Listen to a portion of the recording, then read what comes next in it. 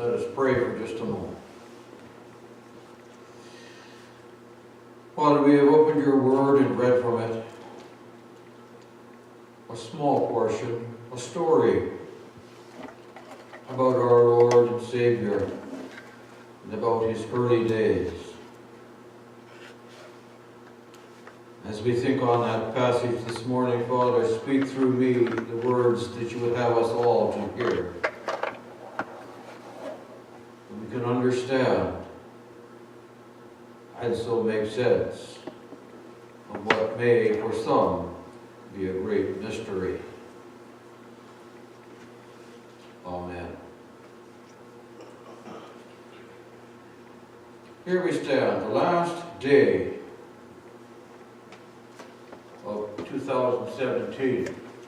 It's already 2018 on the other side of the world. And just like in 2000, when 12 hours before we got to that point, 2000, it's easier to say. Why do they do that to us? 1900s are easy, 1800s are easy. Everything's easy, except when they get to 2000. 2 and 3 zeros. When 2000 came, everybody was afraid the earth was going to fall apart. The internet was going to crash. We would not have any form of using our plastic money. Banks would be shut down because their computers wouldn't work. It was going to be panic time.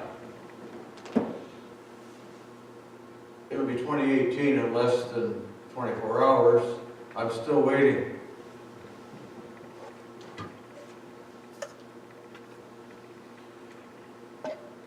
Last week, we celebrated the birth of our Lord and Savior, Jesus Christ. We had celebrations in our homes or wherever we were. Gifts were exchanged, opened, examined, oohed and awed over, exclaimed about. Children went crazy. Paper flew. Bows went the other way. Toys were played with. Batteries went dead. Toys were thrown away because the battery was dead. Others, the battery still worked, but the toy broke. Adults quietly folded whatever had been given and set it aside, thinking about tomorrow when I go and exchange it for something else I really want.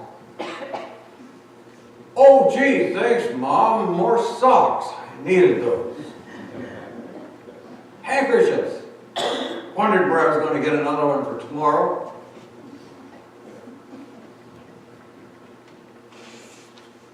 All those things. And oh yes, we had a meal together, didn't we? 20 pounds too much turkey, 5 pounds too much ham, 18 pounds too many potatoes, carrots, squash, cranberry sauce, salads, mince pie, Christmas cake for those that like it. That's all been put away and we're just about back to normal.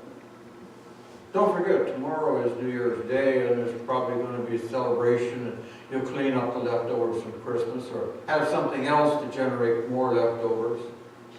I can see it now, January. What are we having for supper tonight, dear? Leftovers. Leftovers in our place last a week because we keep adding to the leftovers and we have leftovers. Sometimes you don't add to it, it's just leftover. It's hard cooking for two when you've been used to cooking for four. All those things are a part of who we are and what we think about. Life is moving on.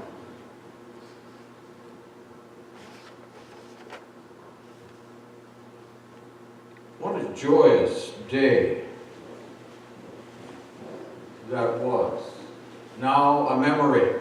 Something that's in our memory banks to be added to the other Christmas days. And how many have you had? My Christmas this year was my 76th Christmas. I turned 75 in September, so it's my 76th Christmas. Can't remember some of the oldest ones. Many of the others I don't remember. Some I remember because we didn't do a lot. When I got into ministry and got away from home, it was too far to come. And sometimes I was preaching on Christmas Day because that happened to be Sunday, or it was Saturday, and I couldn't be away because I had to be back for Sunday. And I was on the other side of the province most of the time. All those things are there. Memories are to be pulled up and flashed on the screens of our mind, or if you're still into, I've got to have those 5.5 by 7s to look at, or pull out the cell phone or look at them there or on your camera, all digitally saved. We have these things. They're there for future reference. Our thoughts have turned to the removal of decorations. Some have already taken theirs down. Others will begin just as soon as the festivities of tomorrow are finished. Others will wait a day or two.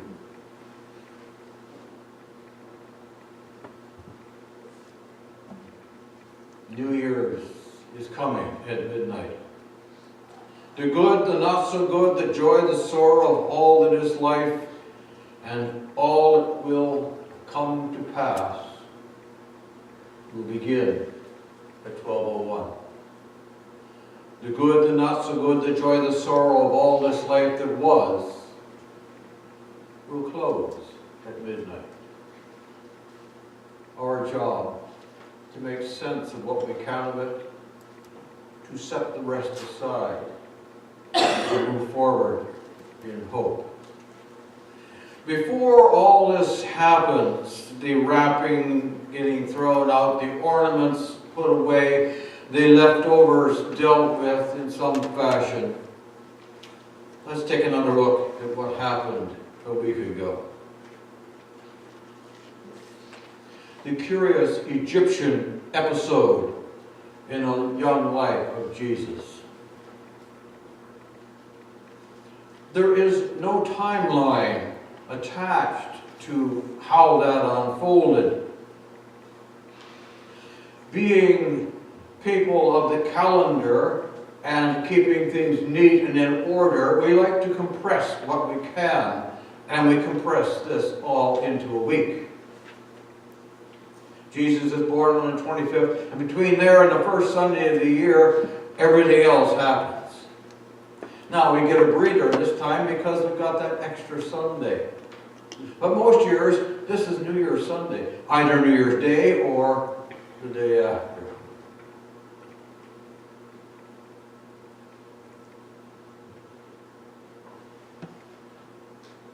But there is no timeline. The young family may have stayed in Bethlehem for nearly 2 years. During this time, Herod learned that he'd been double-crossed. The wise men saying, yes, we'll come back and tell you, were warned to go the other way, and so they went home by a different route. Didn't go back and tell Herod where the Christ child was. Enraged, he retaliated. Took his vengeance out on the people, killing every male child under 2 years of age in the area around Bethlehem.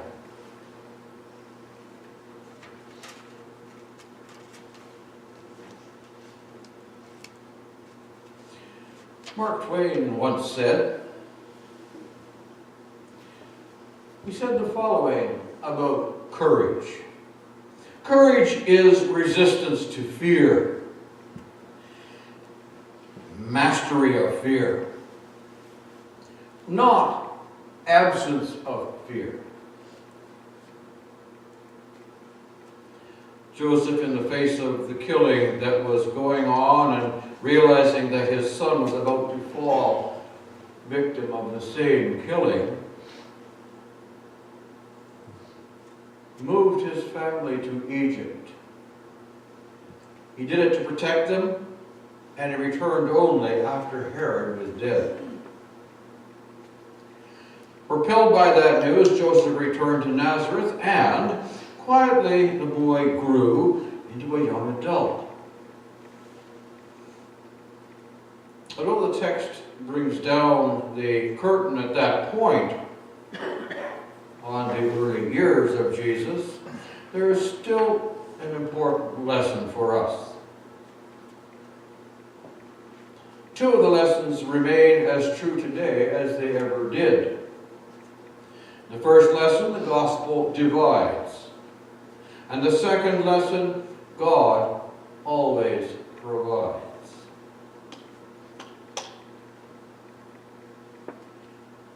The truth is as difficult as it sounds. To a world regularly overdosing on fairy tale false endings and easy religion, this is harsh. You're taking away all the joy from us. Where's our joy in our stories of Jesus and all the wonderful things he did?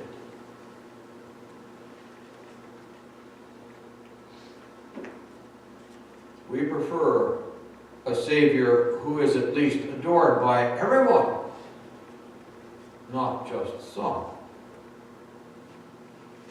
Yet time and again the gospel warns us of its dividing nature. Two brothers working in the field, one will be taken, the other left. And so it goes. The message itself divides us. Humans have chronically understated our sin problem. It's like the stain on your tie or your jacket or your pants. Oh, it's only a little stain. Nobody will see it. It's only 3 inches across. They won't see it. I'll keep my hand over it. You want to draw attention to something you don't want somebody to see, put your hand over it. And they'll wait for you to move your hand. Oh, that's what he's covering up.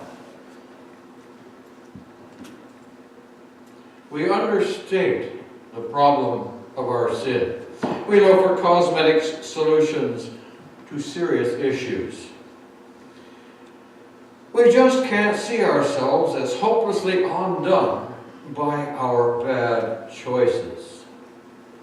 Let me try and explain that to you. Lovely water.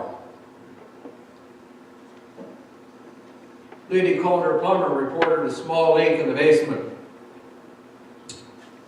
She assured the plumber that it wasn't very bad.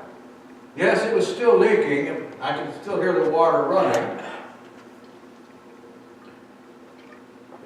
So, reporting a problem, she could hear water running, but it was only trickling, don't worry.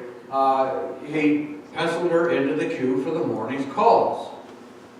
Well, he got there about 10:30, quarter to 11. She called at 7:30. And he came in, greeted her, and she was there, and he opened the cellar door, and he went down, and he got 3 steps from the bottom, and he hit water. I say, missus, you said it was a small leak. You've got water 3 steps up from the floor. Oh. I really didn't look. I didn't think it was that bad. Why didn't you call me sooner? I would have been right here. Saved the problem. I can see from where I'm standing that your furnace is flooded and probably will have to be replaced. The gas water heater's gone too. I'll get right to work and get started. Problem was found. It was a joint had let go on a 1/2-inch water line, somewhere near the water tank. It had run constantly. Not only did she have the cost of a new furnace and a new water heater and the plumber's bill to fix the joint, that water meter had been thumping along at a good rate. The water bill was going to be a little bit higher. She had a small swimming pool for a basement. By not recognizing a problem and calling it up right away, she generated for herself more difficulties. By not spotting a sin when it's small and dealing with it, but letting it fester and become larger, we have a major problem.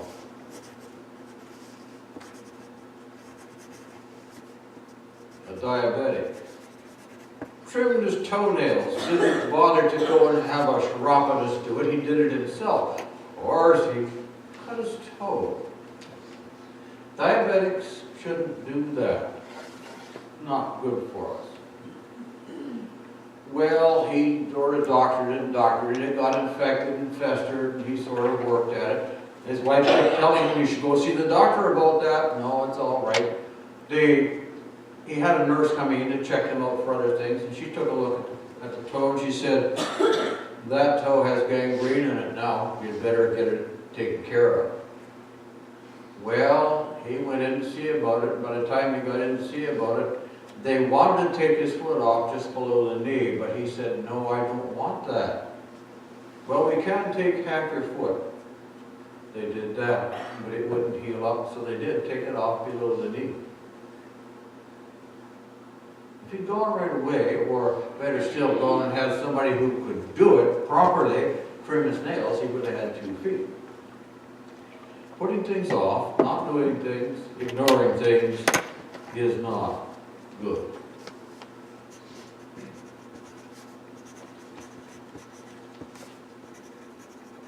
The Apostle Paul would bluntly state how he saw the dividing nature of the gospel this way. For the message of the cross is foolishness to those who are perishing, but to us who are being saved, it is the power of God. Foolishness to those who don't believe. Grace of God and power. As long as folks can tease themselves into thinking that all they need is a little, well, just a little tweaking here and there, the gospel message will sound severe, and I really don't need to be browbeaten like that. And as bad as the message is, the gospel's methodology divides even more. The methods of the gospel are dividing as well. Have you ever considered the method the gospel presents for dispensing grace? Without any help from God in the form of providing the truth of the message, each of us is issued a challenge.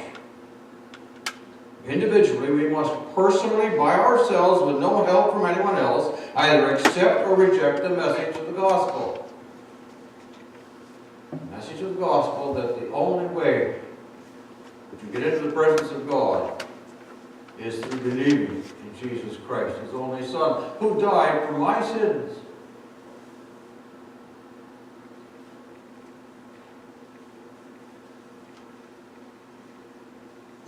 There is a sense in which God is saying that we cannot add anything to the finished work of grace. Look all you wish. There is no place anywhere on the finished work of God with a human fingerprint.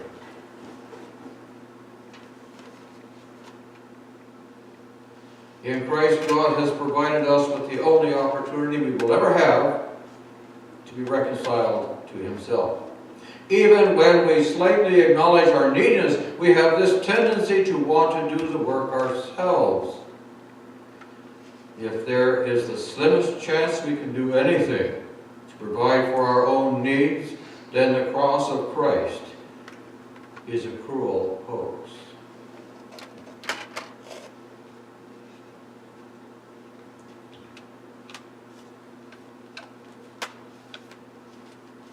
In my days as a plumber, I saw many home fix-it jobs. Duct tape does not work on a leaking water line. You can wrap it and wrap it and wrap it and wrap it, and you can wrap electrical tape over it and everything else, and you can put, maybe you can even put tar on it. And a half-inch water line winds up with a carbuncle on it like that, and it's still dripping. An electrician was rewiring a small house that had been there for a lot of years. And he came across something that he knew he needed to keep. It was a ball of electrical tape, about this big, with 25 wires coming out of it. That's called the handyman special junction box. Every circuit in the house ran from that spot. Can you imagine how hot that thing got? The electrical inspector came along and he showed it to me. He says, hey, I want to have that. I'm going to show every apprentice plumber what not to do. Don't do this. We do these things thinking we're helping. We're not.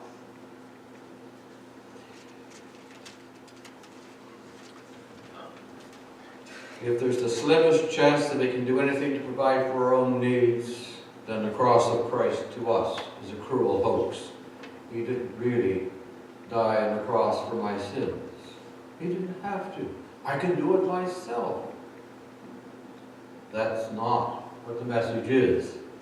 Ben Franklin. Benjamin Franklin was one of those wise men. Said the following: the longer I live, the more convincing proofs I see of this truth, that God governs in the affairs of men. And if a sparrow cannot fall to the ground without his notice, is it probable that an empire can rise without his aid?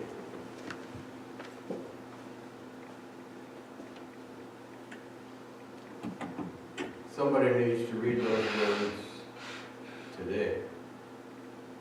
God provides for us. The text doesn't go into any great detail as to how God provided for Joseph. In a matter-of-fact manner, it states that Joseph received exactly what he needed, precisely when he needed it.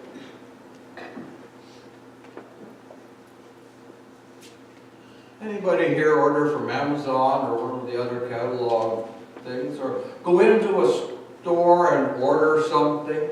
You know, you go to Home Hardware and they've got the sample on their shelf, but they'll bring it from the warehouse.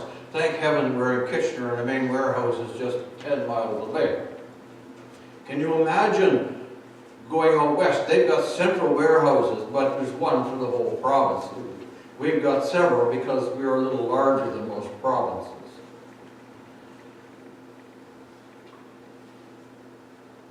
God's provision is adequate.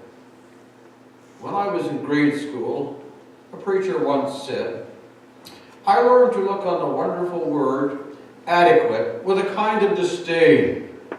Adequate was just what it said. Enough, but not any more.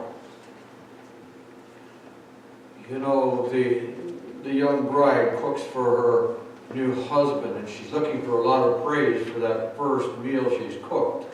And she asks, honey, how was it? He says it was adequate.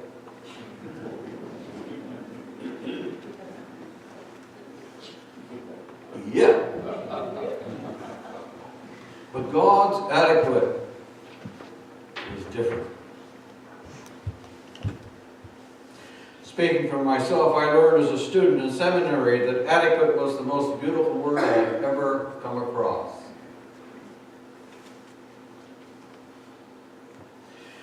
I learned that God is always adequate. What better way is there to describe the work of God than adequate? Have you ever encountered a time in a situation in which the grace of God was less than adequate? It's always adequate. Because God understands economics better than anyone else, The divine resources are never wasted. What is needed is always available to me because God is always adequate. God's provision is always timely because business has discovered that new process. Instead of stockpiling provisions in huge warehouses, businesses today use a distribution practice called just-in-time stocking. Using this practice, businesses cut their overhead while maintaining the inventories necessary to conduct their business. God invented just-in-time management at the beginning of time. Business just caught up to it in the last 30 or 40 or 50 years. We have the desire to see the provision of God long before it might be used. But faith learns to accept God's plan and economical management to provide for us just when we need it.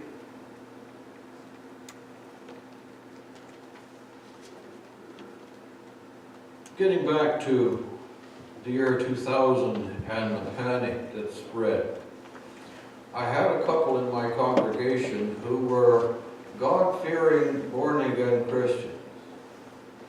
Believed God provided for them. They had 3 months' supply of food stored away.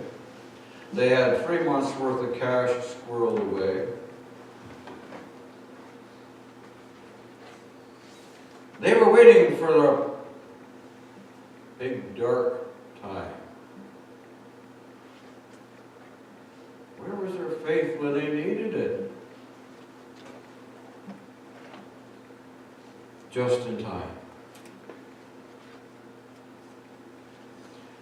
In Exodus 13, the people grumbled about being hungry. You've taken us out of Egypt where we had what we needed into this desert, and we don't have any food, we don't have any water. We're starving to death out here. We need food, we need water. They got their water from a rock. God gave them quail in the morning and manna at night. And then he said about this manna and the quail, he said, take enough for yourselves, your immediate family, for the day. Not anymore.